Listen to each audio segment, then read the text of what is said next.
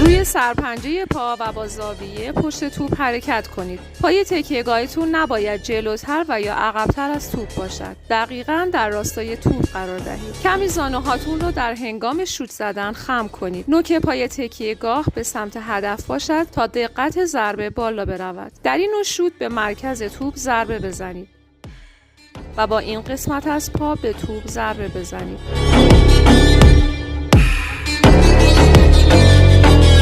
پس از ضربه پاتون رو دقیقاً به سمت توپ بکشید. پای ضربه زننده را به این اندازه به عقب بکشید تا قدرت کافی را داشته باشد. پس از ضربه پای تکیهگاه را کمی از زمین بلند کنید و با پای ضربه زننده فرود بیاین. حتما بند کفشتون رو محکم ببندید تا در هنگام مسابقه کفشتون تکون نخوره و مهمترین نکته تمرین کردن.